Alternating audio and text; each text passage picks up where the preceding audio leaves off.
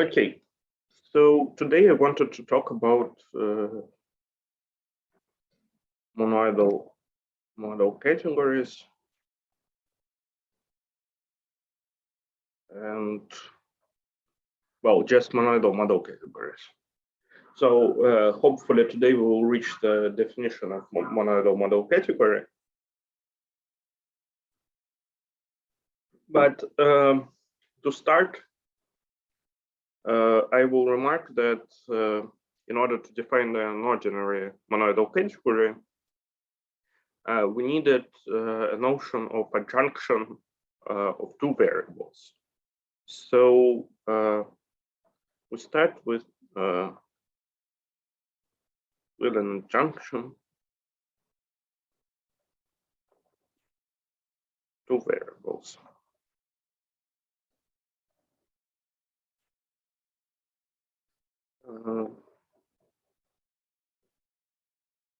Definition. So let's see D and E be model categories.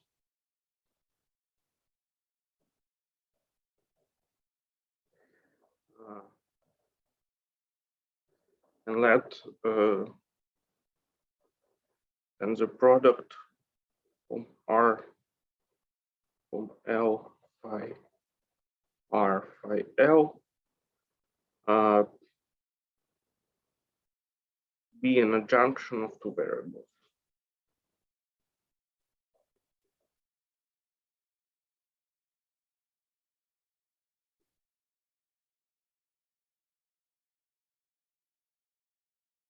That is a functor from C times D to E, such that, well, you recall that we had a certain adjointness condition between tensor product and Holmes on the right and on the left. So we have basically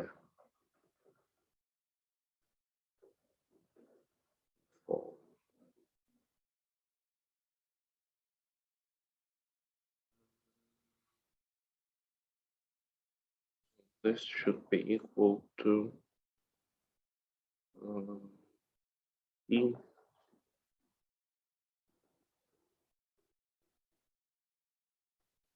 isomorphic phi R to D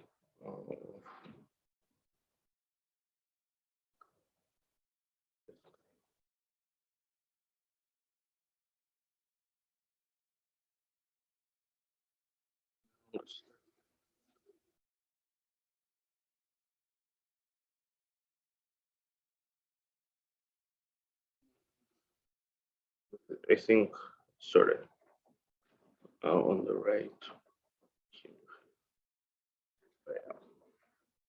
Yeah, something like that. So this adjunction is called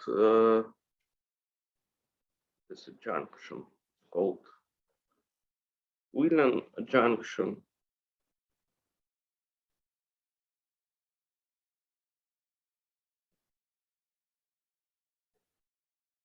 If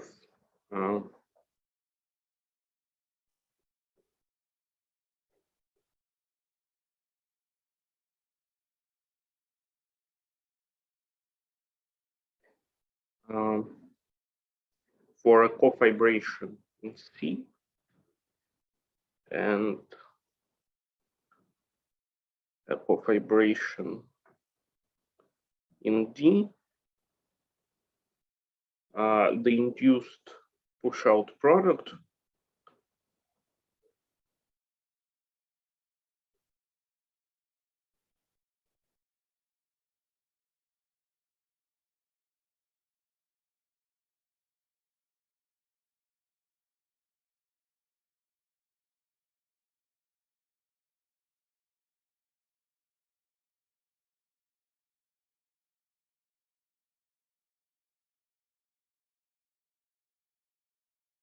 the cofibration in E. And F tensor product G is a trivial cofibration in E if either F or G is a weak equivalence.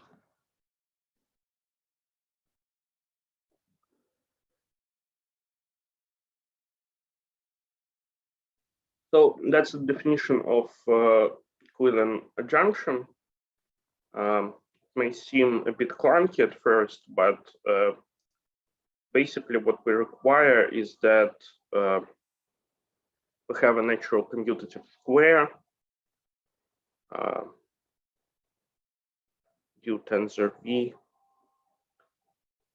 to U tensor X to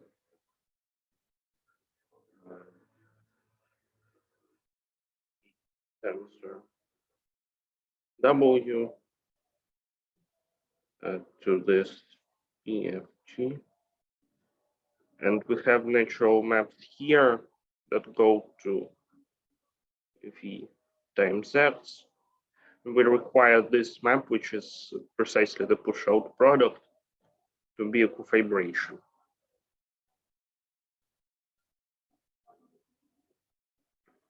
Okay, so we can equivalently characterize the condition of a bifunctor being equivalent adjunction, and for this we need the following lemma. So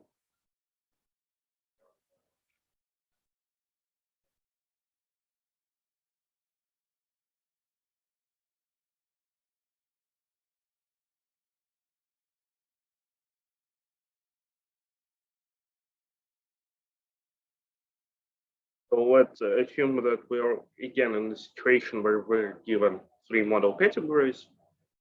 We have an adjunction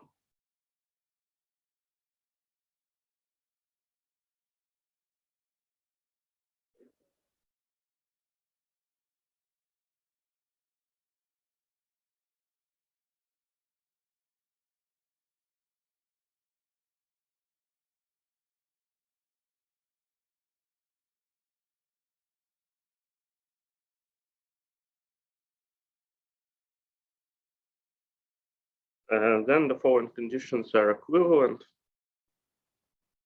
First, tensor product is equivalent bifunctor.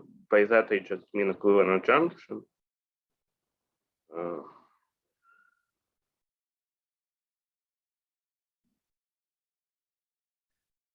Second, that for cofibration in D and fibration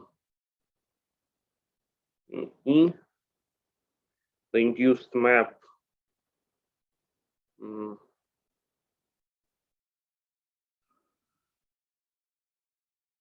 from our tensor product G and E from home R X Y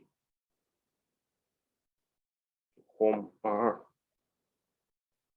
X Z multiplied over home R W Z home R W Y is a fibration.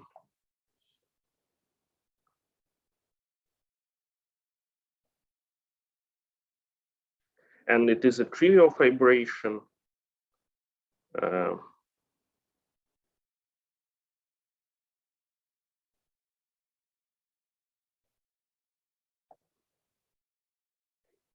If either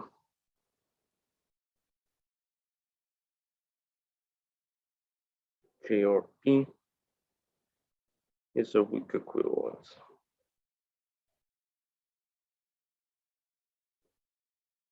Okay, so That's the second condition, and finally the third condition is very similar, but for left home. So let me write it down also.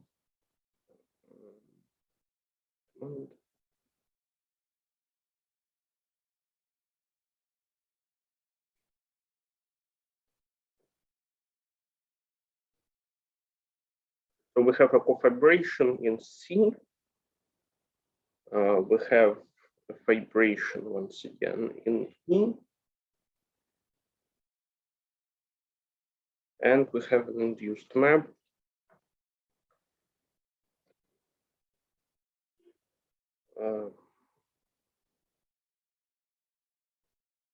It goes from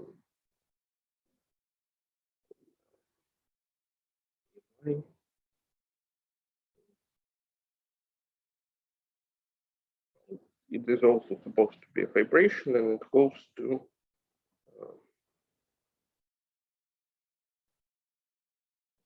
L E Z to form L Y Z. L U Y. So, and we also say that we also require that it is trivial if one of the maps is a good equivalence. Okay, so the proof of this lemma requires use of certain technique, which I will now describe, called Joyal Tierney calculus. It is a symbolic calculus that is required to deal with such iterated lifting problems, because in fact, what we need is to show that we have lifting of with respect to certain class of maps. So here we need to show that we have a lifting with respect to trivial cofibrations inside of C. And similarly here, we need to show that we have a lifting with respect to trivial cofibrations inside of D. So this is what I'm going to do now. So before proving this lemma, I will define and prove certain properties of Joyal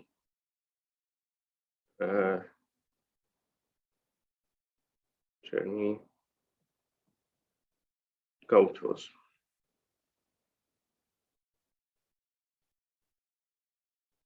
Okay, so let me, sorry.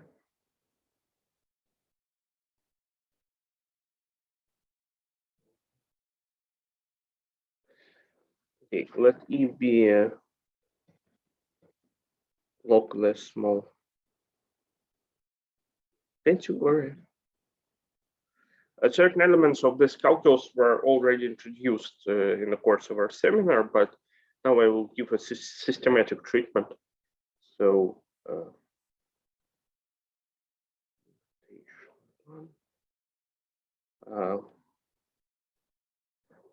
for F and G morphisms of this category, we write this symbol if F satisfies left lifting property with respect to G, G satisfies right lifting property with respect to F.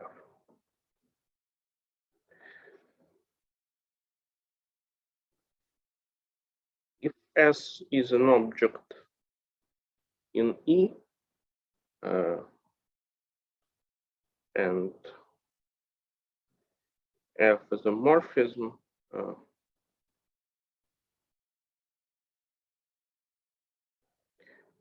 This means that E of Fs, which is the following map, is surjective on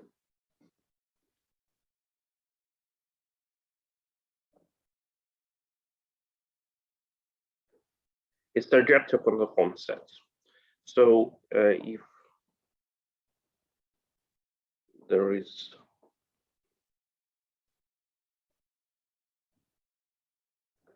terminal object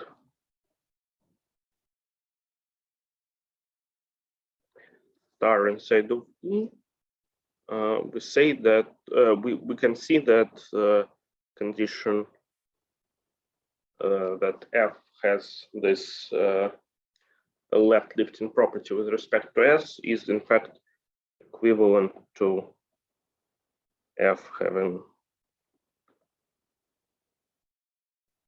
left lifting property with respect to unique map to the terminal object. So this is very similar to the notion of vibrant object, for example, that we had in model categories. But in model categories, we impose the condition that there is a terminal object. So this is a bit different. This is, of course, a more general setting. Okay.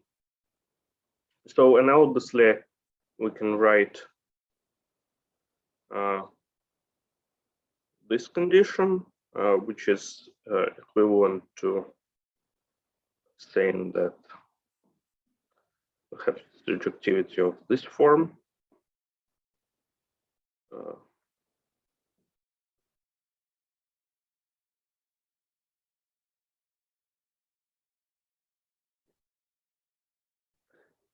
And this is equivalent to, in the case where we have initial object in the category, it is equivalent to saying that we have a lifting property with respect to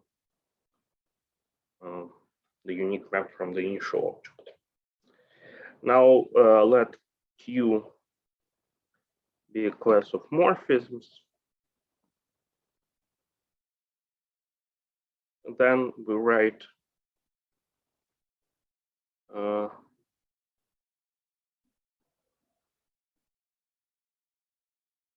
this and this for class of morphisms with LLP and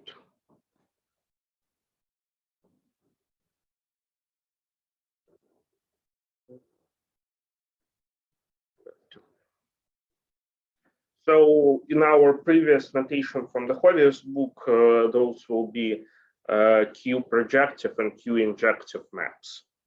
But here we use the symbolic notation to denote this concept. Okay, so first proposition about this notation is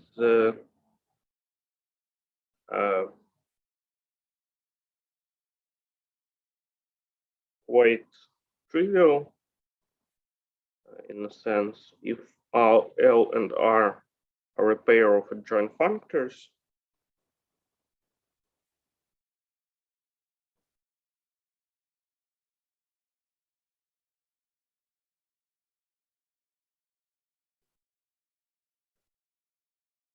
hence lifting with respect to R of J is equivalent to lifting of L of F with respect to G. To prove this proposition, we can use the following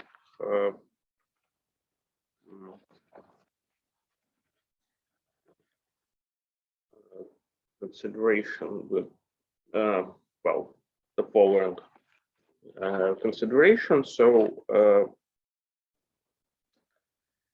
consider a commutative square with these morphisms. So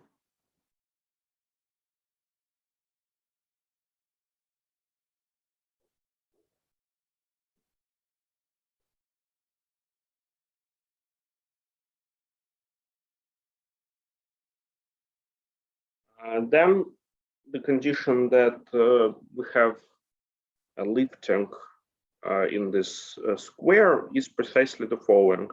So we can write down the following square of square diagram of homosets. So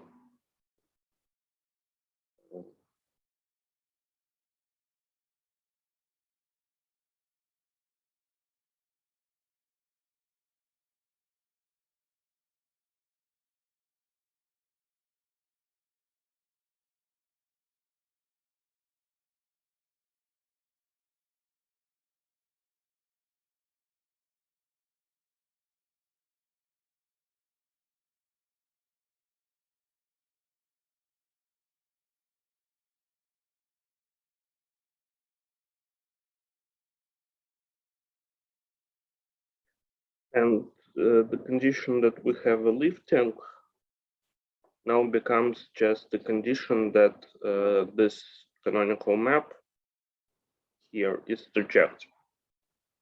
So why is it true? Well, basically because we say that to each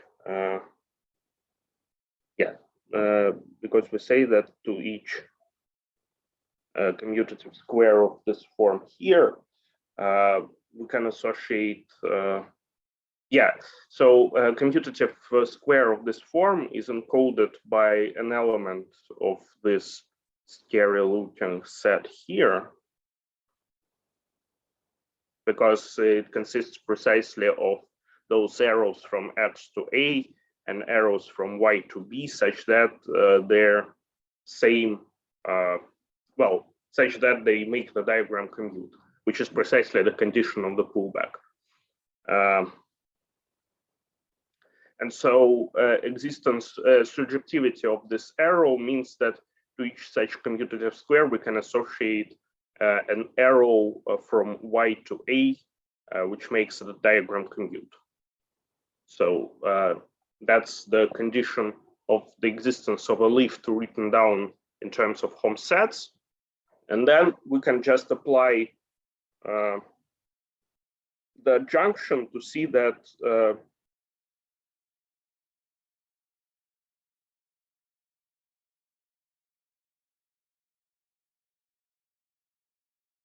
after using adjointness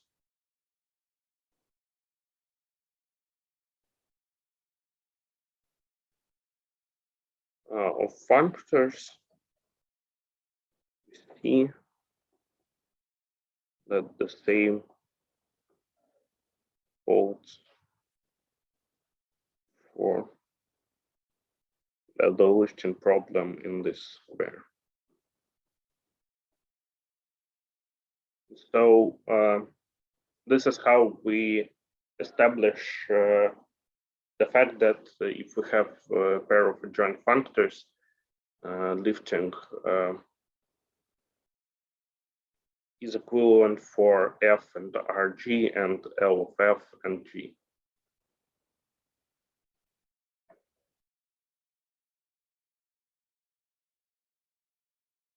Okay. So that was a relatively trivial statement with this. Maybe the proof was a bit clunky, but well. Now to the next definition, so which will be useful much later, not in today's talk, but still it is very useful. Definition 3, if L and R is a pair of classes more in E, is weak factorization system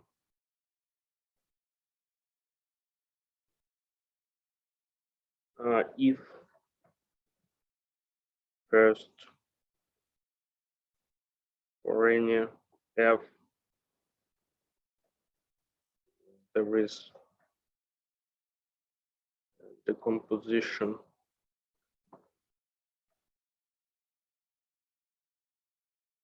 f the product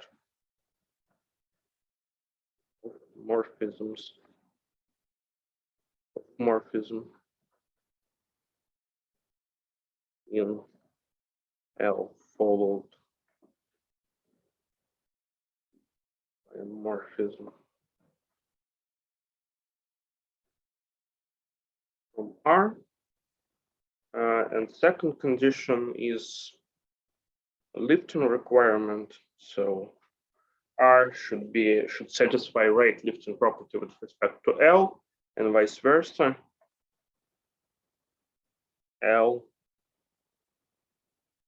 should satisfy the left Lifton property with respect to R. So an example of sorry, what is the object we now define? A weak factorization system inside of a category. So, for example, a pair, fibrations and cofibrations form such a, no, sorry, not fibrations, but weak trivial fibrations and cofibrations form such a system. Okay. Yeah. So that's just useful definition. Okay. Now we move to the essence of this formalism, which is division.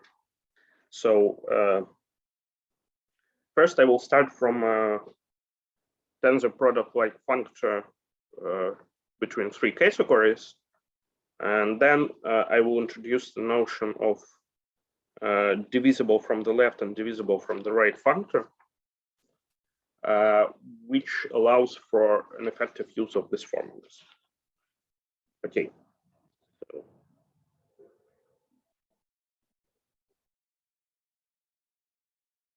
tensor. Let E1, E2, E3 be three categories, locally small categories.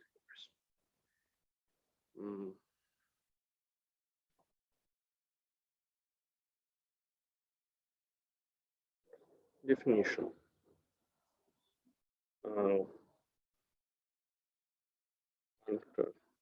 Tensor product from E1 times E2 to E3 is called first divisible on the left if for any A inside of E1 functor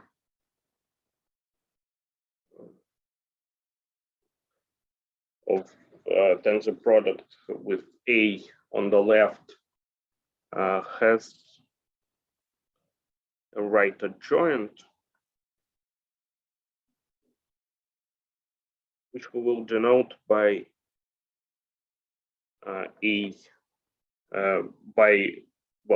division by A from the left, and it should be a functor. Since it is a right adjoint, it should be a functor from E3 to E2.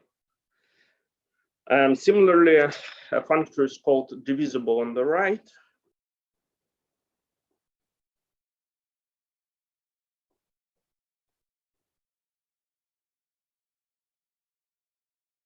On the right, if for any A in E2 functor tensor product on the right with A has a right adjoint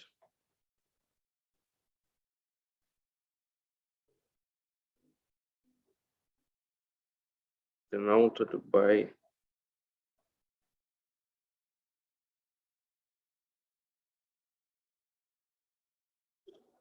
So it should be a functor from E3 to E1.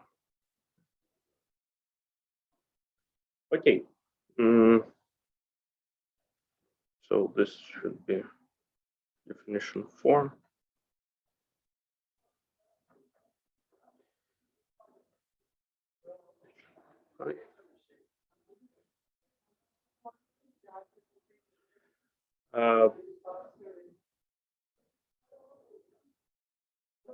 Okay, if tensor product is a functor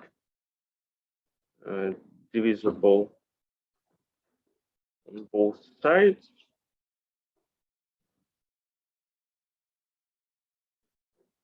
we have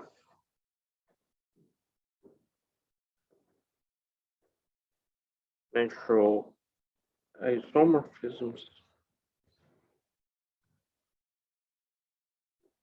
between selections of morphisms from A times B to X. It is equivalent to B to X divided by A, and this naturally bijective to maps from A to X divided by B. Well, the proof is quite trivial. We just write down these collections, and we have E3 by adjointness. We have the desired isomorphisms. So one moment, E2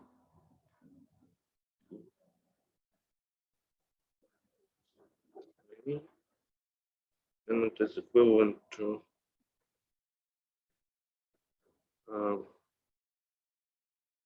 A divided by B. So yeah, that's really a very simple statement. Less trivial statement is the following. So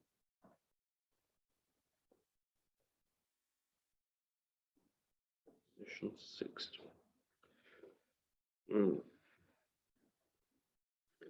For any morphism, for any pair of morphisms,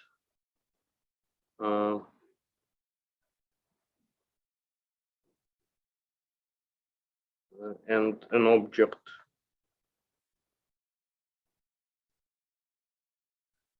X, we have the following equivalence. So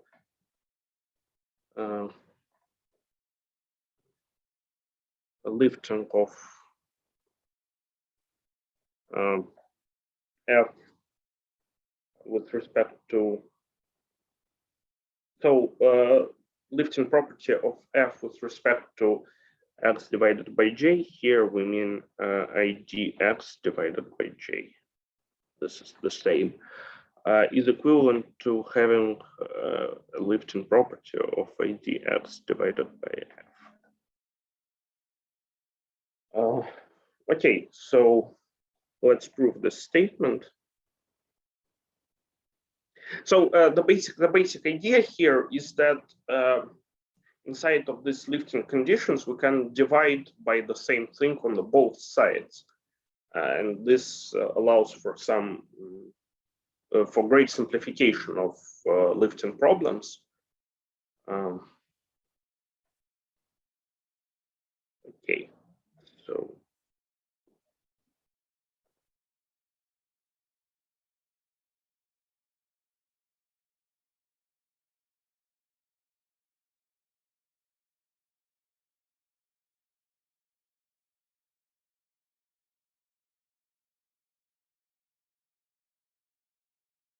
So by adjointness, we have this. And once again, by adjointness, we have this. So it all rests on the fact that for joint functors, we can swap them to obtain, and the lifting problem still has a solution. So if lifting with respect to adjoints is the same. Okay, so that was the proof of this statement.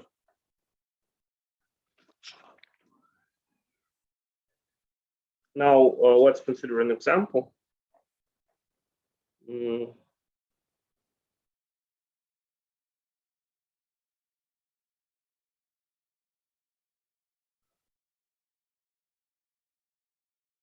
If E. Sorry, what is the difference between a slash with different angles, positive and negative angles? The difference is that if we take a slash with this angle, it means that we're dividing by the argument that is on the right. And if we take the slash with this angle, it means that we're dividing by the argument that is on the left. So once again, the difference is the following. So slash on the right is, so we have an adjoint pair which looks like this. So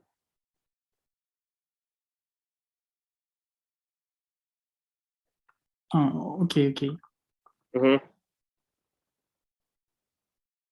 So that's the difference. Yeah, so let me give an example. Maybe it will clarify some things. Example 7. If E is a closed symmetric monoidal category, then we can take as a tensor product the usual product inside of a monoidal category. And it is divisible on both sides. And the division is given precisely by the internal home.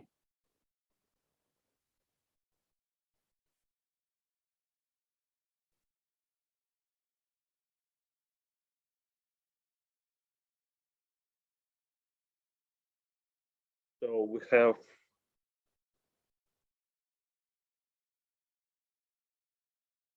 an internal home from E op times E to itself, and we have an equivalence.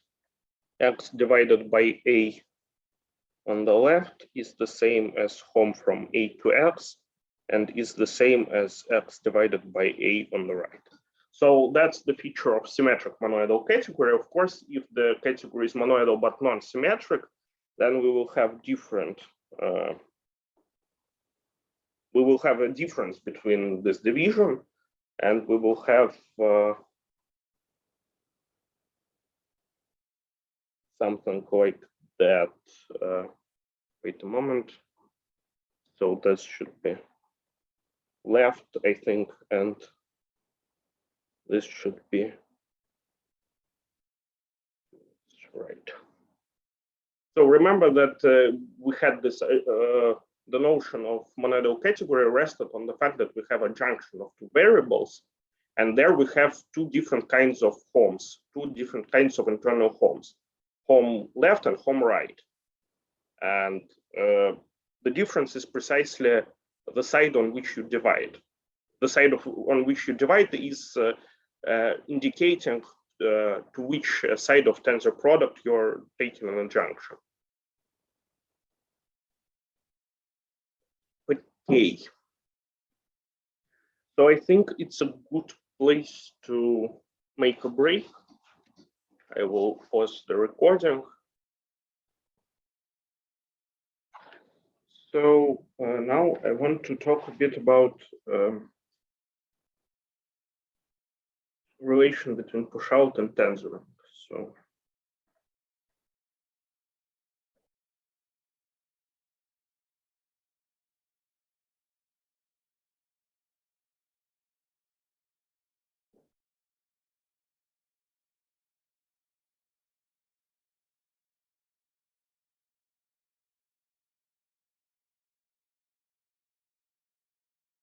let E3 finite for products, and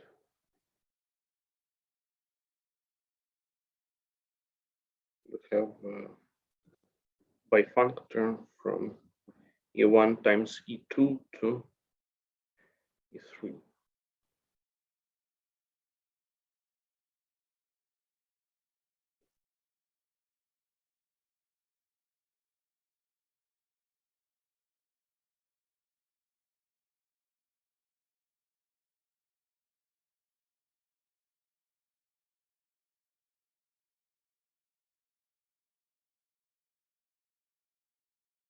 Let f from A to B in E1 and G from X to Y in E2 be a pair of morphisms. Then we write f tensor G for a map from, well, this guy appeared already, so we take this push out and we have a canonical map to B times Y.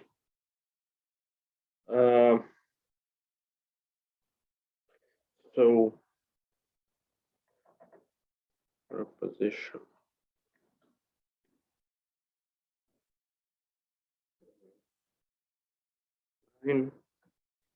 states that tensor product extends to bar tensor product from arrow categories.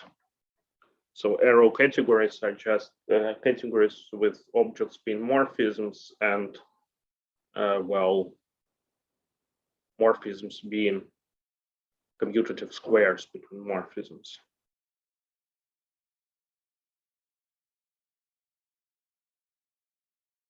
So yeah, CI is just a functor category from this Kronecker-Weaver category to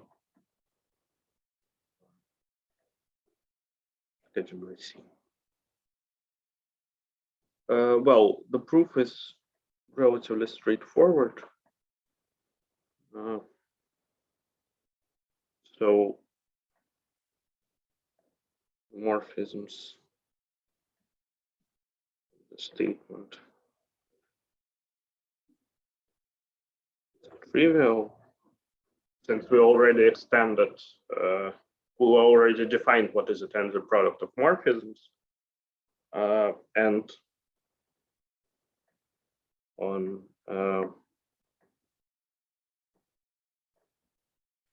commutative squares, it extends a naturality of tensoring on morphisms. So we had this natural push-out square, and if we had a commutative square, which is a morphism between morphisms, then it just assembles into commutative cube, and everything works.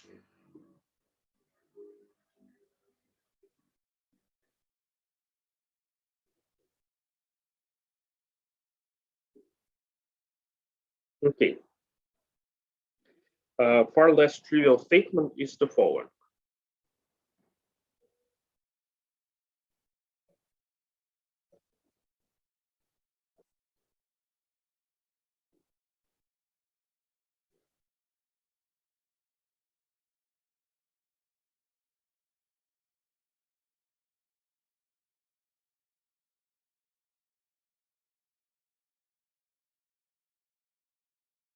The above situation, E1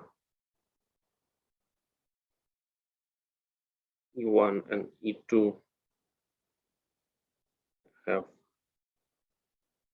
finite limits, and tensor product is divisible on both sides.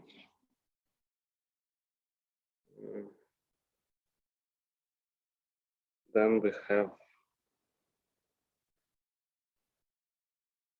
first for F from A to B, E1 and G from X to Y, E3. F bar, well, this division of morphisms is the same as the canonical morphism of the following form.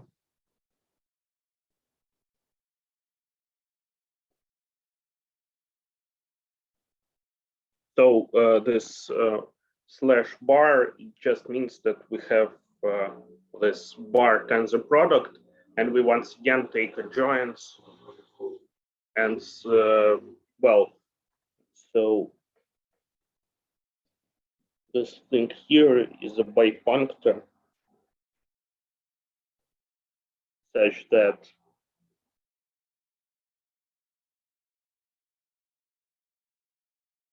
F tensor product is joint right to this thing here. So yeah, that's just the definition of this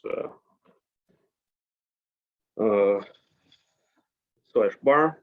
And the second part of the statement is that if we have a map in E2,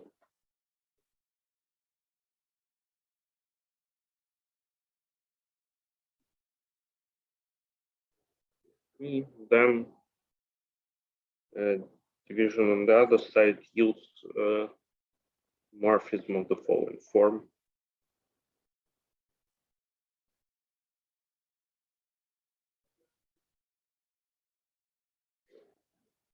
Okay. So let us try to prove it. I'm saying try because I don't, honestly, I don't understand the proof completely. But actually, the proof is an exercise, so I'm not sure that what I'm producing now is right at all, but let me try.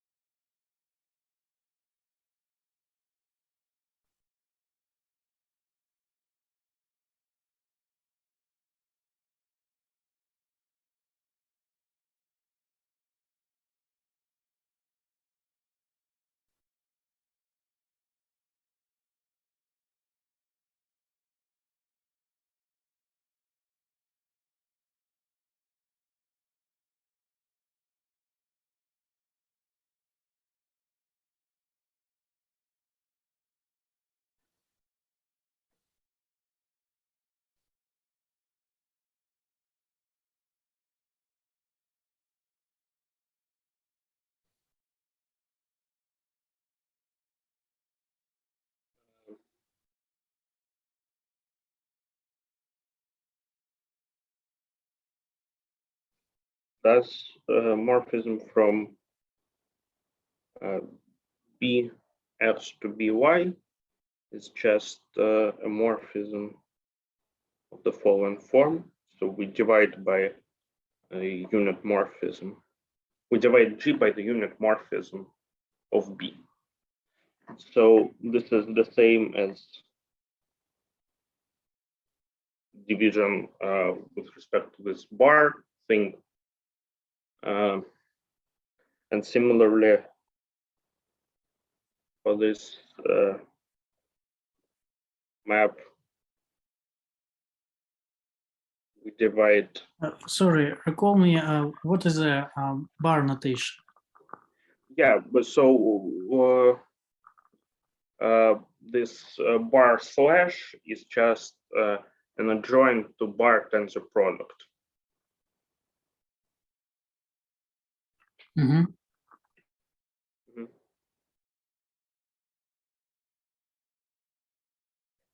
And so this is also the same because tensor product on morphisms is the same as tensor product on as a bar tensor product. So this is the same as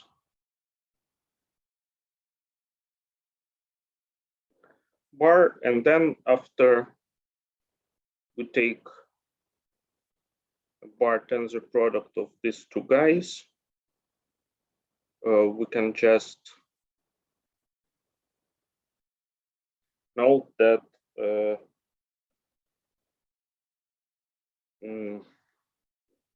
that basically we can just take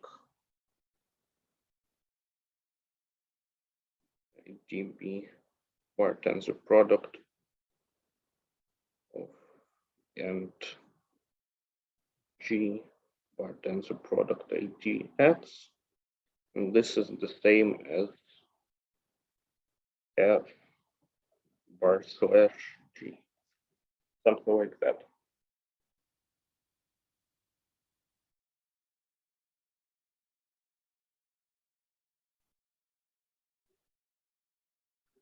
So yeah, this is basically the idea of proof, I think, but I'm not sure that works. Yeah, and finally, the corollary of this proposition is a very useful proposition, which will yield the proof of the lemma we started all this talk from. So under assumptions,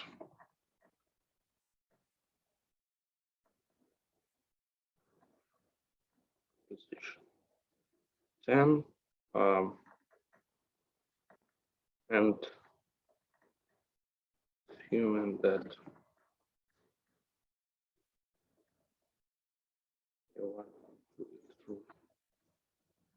by complete,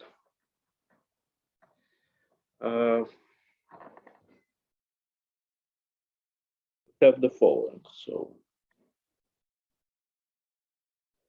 lifting of this bar tensor product of morphisms is equivalent to lifting. So we can divide on both sides, basically.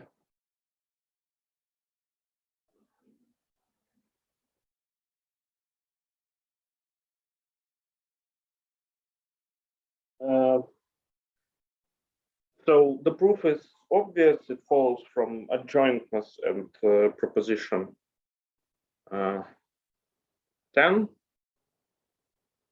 But what is not trivial is the following application of this.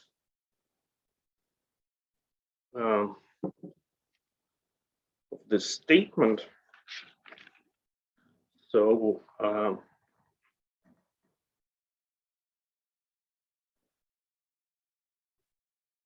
okay, so I will prove now the lemma proof. Lemma. So let me remind really quickly what was this lemma about. So we had equivalent conditions of something being equivalent by factor. So lemma looked like this. Tensor product is equivalent by factor if we have a certain lifting property on home objects. And to treat this problem, we basically need to see that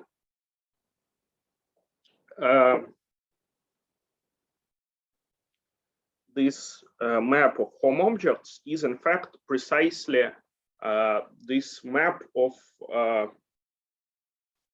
quotients.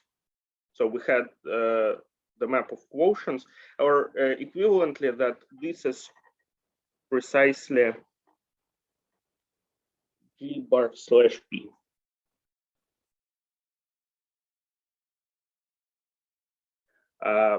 Or equivalently that here we have y divided by x,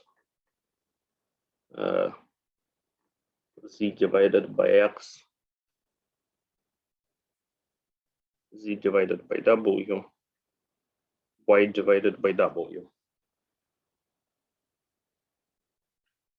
So now we just need to apply this proposition 11 to solve this Lifton problem.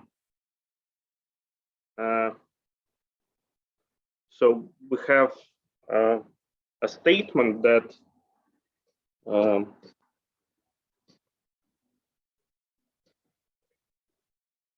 we need trivial cofibrations to have a Lifton property with respect to this map P divided by, sorry, I need to look this up once again, sorry. Was G divided by P, sorry.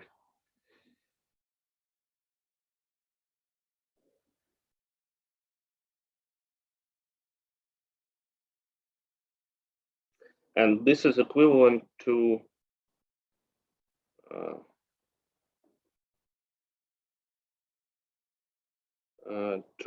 having this thing here, having the Lifton problem with respect to this. But note that this, by the definition of Willian junction, is also a cofibration.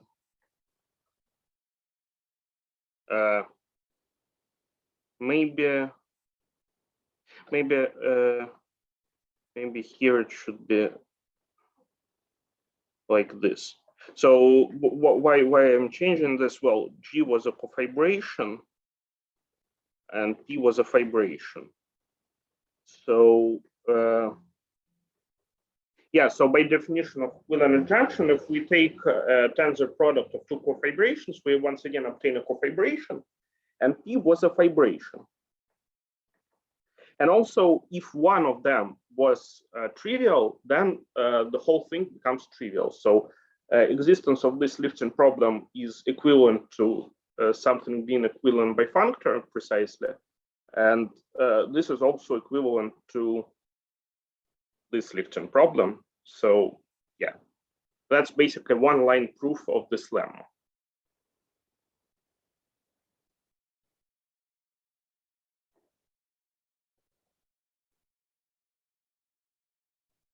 And also, of course, condition 2 can be done in a similar way. We just need to take a quotient on the other side.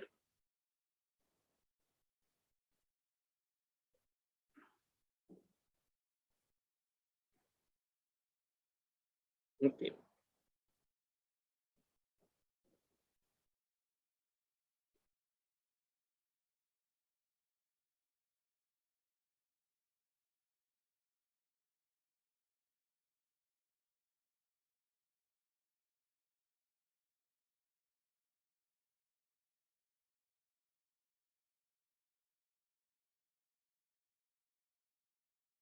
Assume that we have a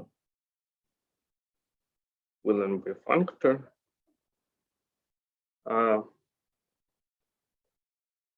Then for cofibrin C, we have C tensor product is a functor from G to E, and this is not just a functor; it is a Willian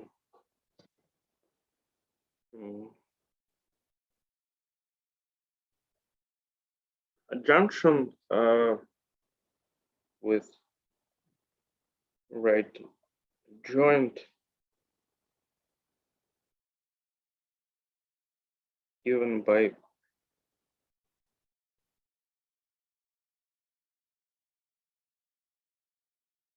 this thing here.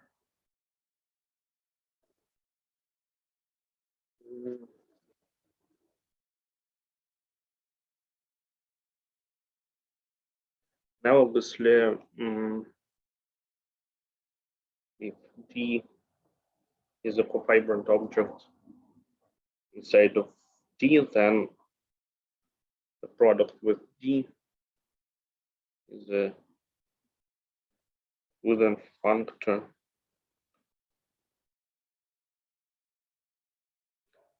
with right adjoint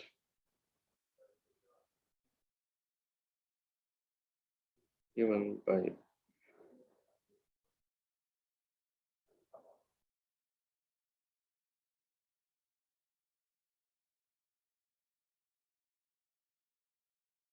finally, if E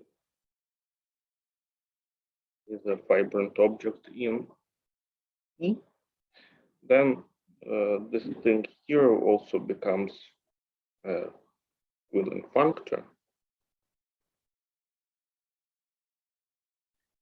So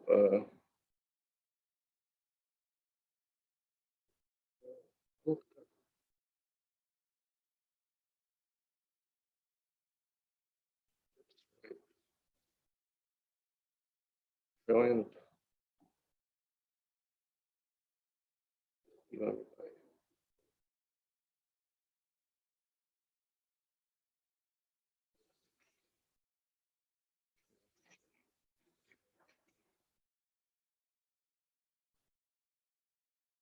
okay.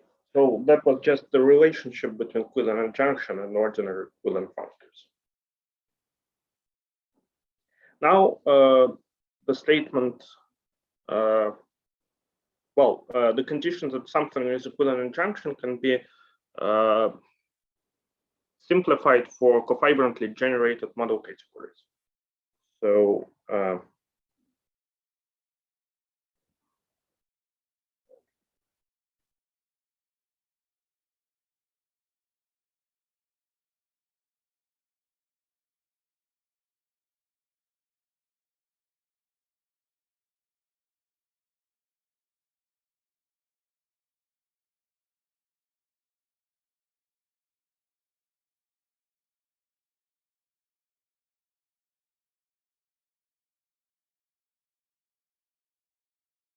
assume that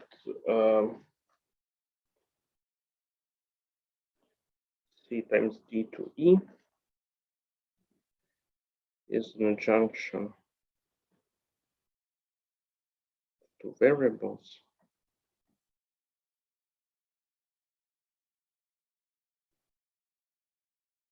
instead of map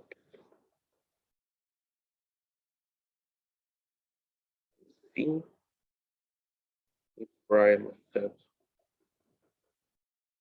map T E set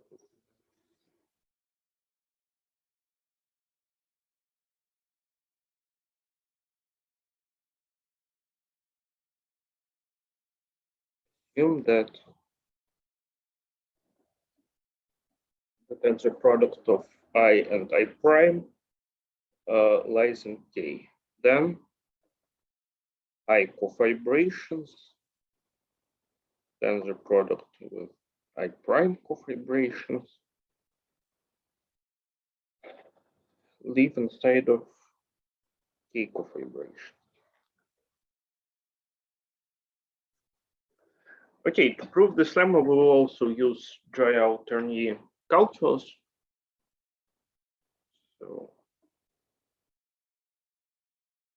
first of all, we need to restate this lemma in terms of Joyal Tierney calculus.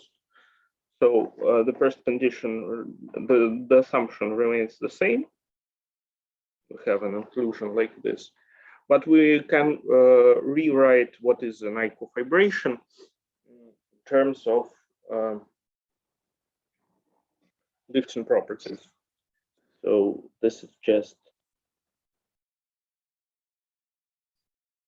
I inch and then proch. So This looks like this.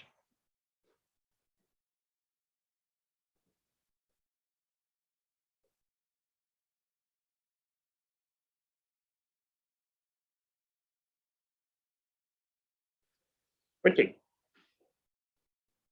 So what we want to show first is that we have an inclusion of the following form.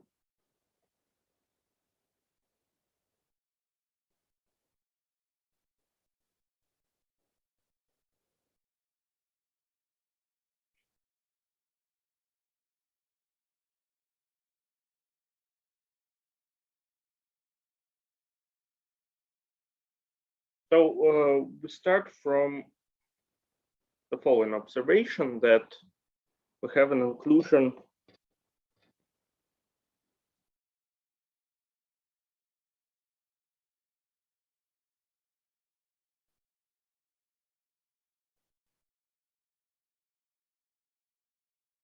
like this. Then we can see that we can mod out by I prime and obtain the following lifting property. Then we note that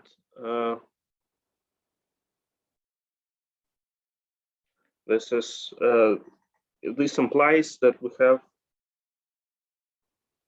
a lifting property like this,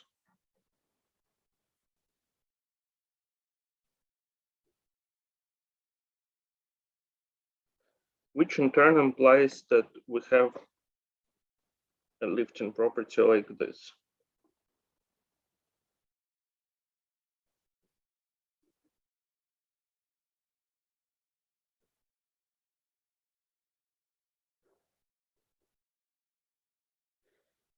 Thus,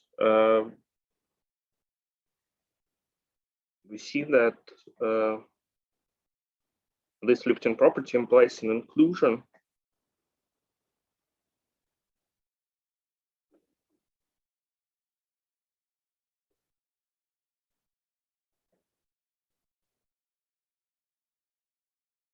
and now we just apply the dual chain of proposition, the dual chain of arguments to obtain the fact that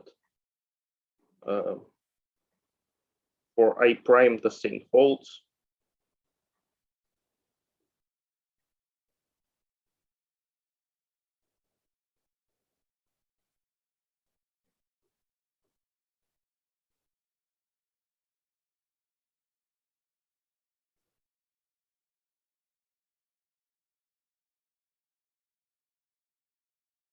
So this proves the proposition. Now we extract a corollary related to vibrantly generated model categories from it.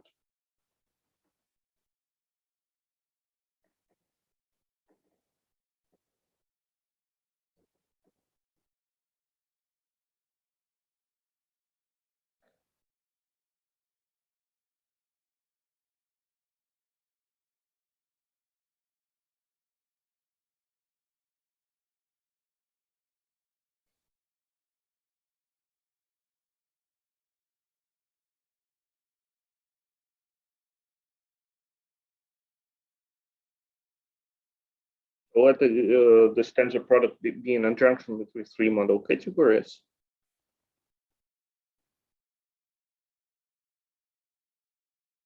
Let's see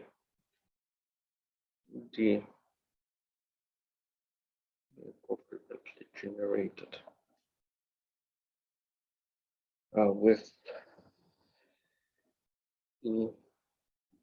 I and I prime respectively generating co-vibrations and J prime generating trivial co-vibrations respectively.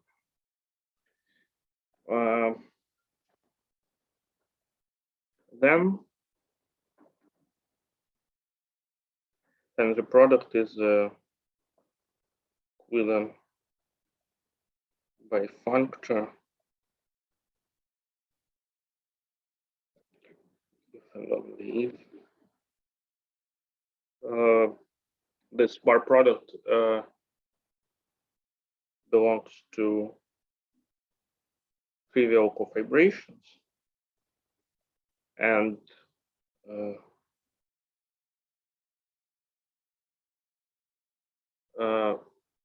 belongs to just cofibrations, and these products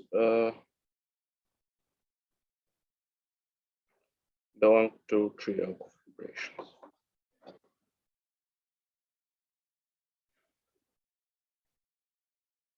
So the proof is just a straightforward play with Lifton properties, so I will omit it.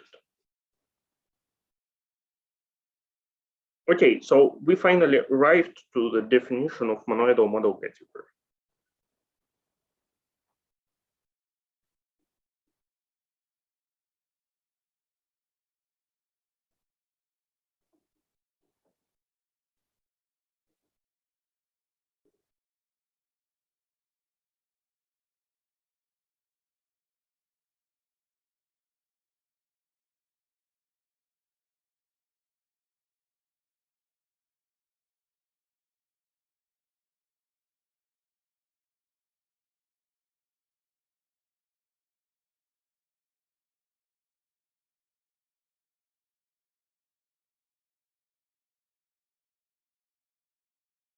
Okay, so monoidal model category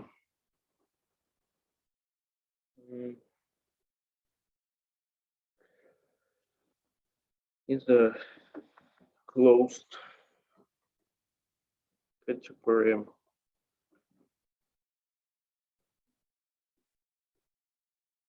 monoidal structure such that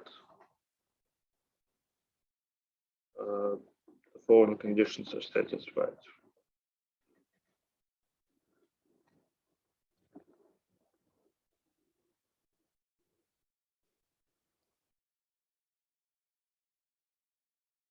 So first of all, the monoidal structure is equivalent by functor. Second,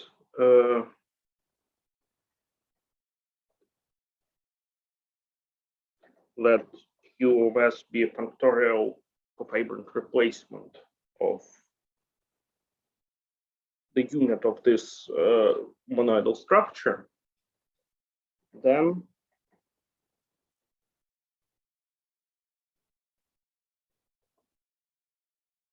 should have a weak equivalence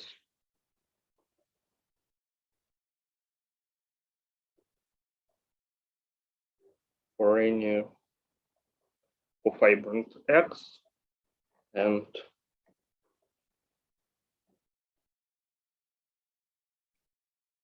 in other direction also a weak equivalence for any cofibrant X.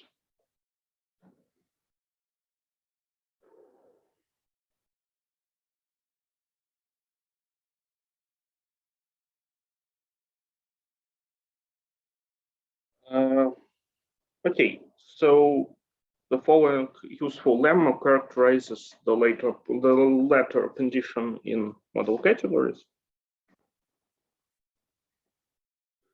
So lemma, let's see the category.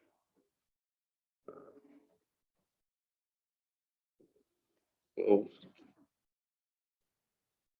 monoidal structures. Then the following conditions are equivalent.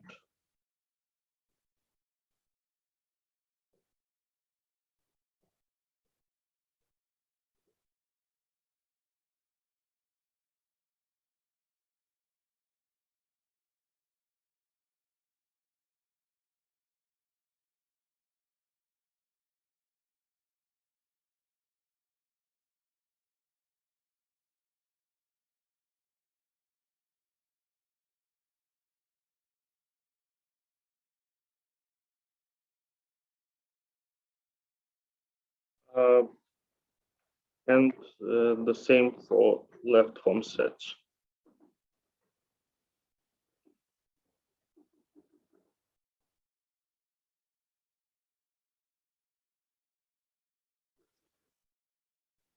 So I think I will leave the proof as an exercise in Joyal Tierney calculus. And next time, next Friday, we will discuss examples of monoidal model categories, so simplicial sets, topological spaces, chain complexes, and stuff like that. And we will also discuss modules over monoidal model categories. So I think that's it for today. Are there any questions?